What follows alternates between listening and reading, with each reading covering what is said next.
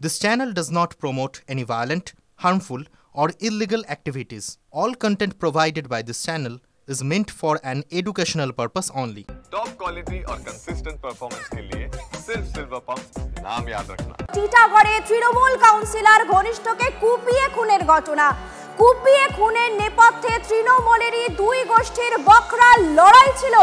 পুলিশের অনুমান জয়শ্রী কেমিক্যালস এবং ইলেকট্রিক স্টিলের ভাগ বাটোয়ারার কার বেশি থাকবে সেই নিয়েই প্রভাব খাটাতে যায়। সেই লড়াইয়ের বলি টিএমসিপির সদস্য অমর চৌধুরী।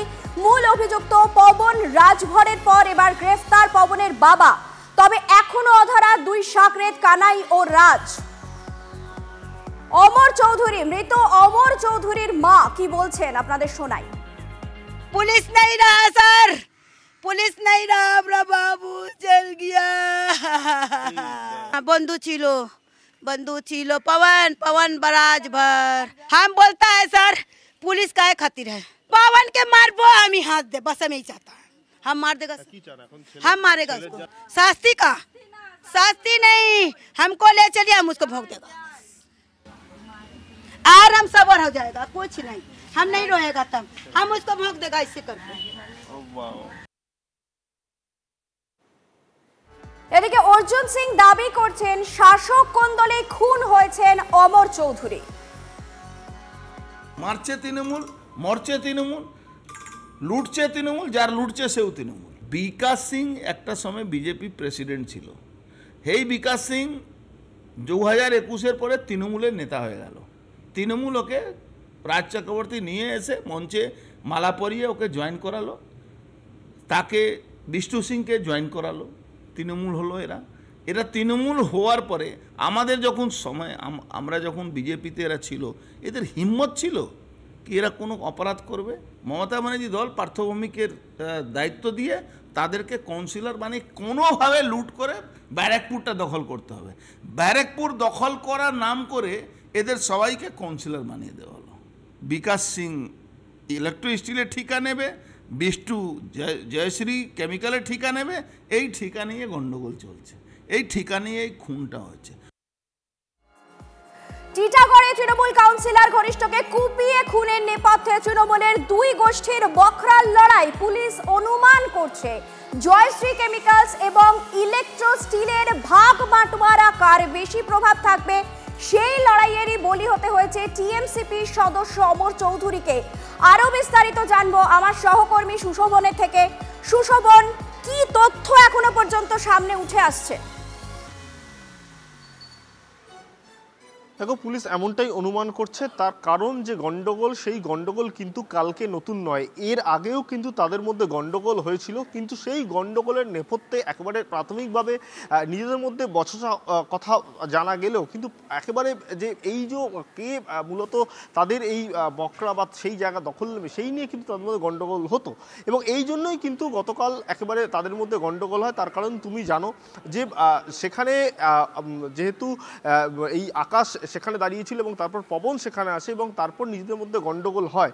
এবং এই জায়গা থেকে কিন্তু যারা পুলিশ রয়েছে, পুলিশ এখনো পর্যন্ত তদন্ত করে যেটা অনুমান করছে যে তাদের মধ্যে কে বকরা নেবে এই বিষয়টাকে কোথাও প্রাধান্য দেওয়া হচ্ছিল এবং সেই জন্যই গন্ডগোল। যদিও কিন্তু পুলিশ ইতিমধ্যে দুজনকে গ্রেপ্তার করেছে এবং তাদের যে বয়ান নেওয়ার কাজ শুরু করেছে এবং মূলত কি জন্য গন্ডগোল, কেন মারধর করা হলো এবং তার ফলে কেন মৃত্যু হলো সেটাও জানার চেষ্টা করা হচ্ছে। ধন্যবাদ সুশোভন, তুমি পরিস্থিতির দিকে নজর রাখো। কথা বলছিলাম আমার সহকর্মী সুশোভনের সঙ্গে। এদিকে তৃণমূলের লোকই টিএমসিপি কর্মীকে খুন করেছে দাবি করছেন বিরোধী দলনেতা শুভেন্দু অধিকারী। কি বলছেন তিনি আপনাদের শোনাই। কে খুন করেছে? টিএমসির লোক। অঙ্কটা শুনবেন। মূল মাথা হচ্ছে সাংসদ পার্থভৌমিক, নিচে দুটো গোষ্ঠী, একটা রাজ চক্রবর্তী বিধায়কের গোষ্ঠী, একটা সোমনাথ শ্যামের গোষ্ঠী। তার নিচে দুটো গোষ্ঠী, একটা বিকাশ সিং কাউন্সিলরের গোষ্ঠী, একটা বিষ্ণু সিং কাউন্সিলরের গোষ্ঠী। দুজনেই মামাটি মানুষ, দুজনেই পিসি ভাইপোর দল করে। বিষ্ণু সিং ভার্সেস বিকাশ সিং, কে দখল করবে ইলেকট্রো স্টিল কাস্টিংয়ের কারখানা, জয়শ্রীর কারখানা, সেই জন্য এই খুনাখুনি। এখনো পর্যন্ত অমর চৌধুরী খুনের পেছনে কিন্তু তৃণমূলের গোষ্ঠী কন্দলই সামনে আসছে, যদিও সেই অভিযোগ অস্বীকার করছে তৃণমূল নেতৃত্ব।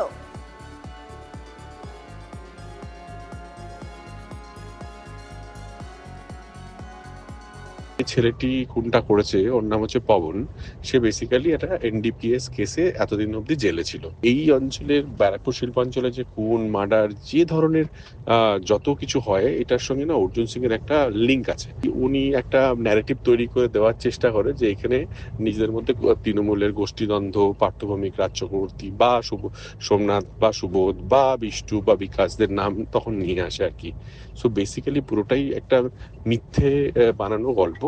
হ্যাঁ, এই ছেলেগুলো বেসিক্যালি নিজেদের ইন্টারনাল ফিকশনে নিজেদের মধ্যে নিজেদের মতবিরোধে নিজেদের জন্য হয়েছে, ঝামেলায় নিজেরা একজন মারা গেছেন এবং এরা কোনো পলিটিক্যাল ছেলে নয়। এবং এরা যেটা মিলের কথা বলেছে, কোনো একটা মিলে ভাগাভাগি নিয়ে আর কি। হ্যাঁ, তো সেই এই ছেলেগুলো কেউই মিলে চাকরি করে না। প্রথমত এই ন্যারেটিভটার মধ্যে যেটা শুভেন্দু অধিকারী বলেছেন, তার ন্যারেটিভের ভুল দিকটা হচ্ছে এটা আর কি। কোনো রাজনৈতিক সম্পর্ক না দাদা, এটা যে ছেলেটা মেরেছে সেটা ক্রিমিনাল। সে কয়েকদিন আগেই জেল থেকে ছাড়া পেয়ে এখানে থাকতো, ঠিক আছে। এবার হঠাৎ আজকে কি কথা কাটাকাটি হয়েছে, 31 ডিসেম্বরে ওদের মধ্যে কি একটা ঝামেলা হয়েছিল, তাকে নিয়েই আজকে একটু কথা কাটাকাটি হয়েছে। তাতেই ও চাকু ফাকু নিয়ে এসে ওকে মেরে দিয়েছে। পাওয়ান আরেস্ট হয়ে গেছে। আমরাও প্রশাসনকে বলেছি এরকম লোক যাতে টিটাগড়ে না থাকে সেই ব্যবস্থাটা আপনারা করুন।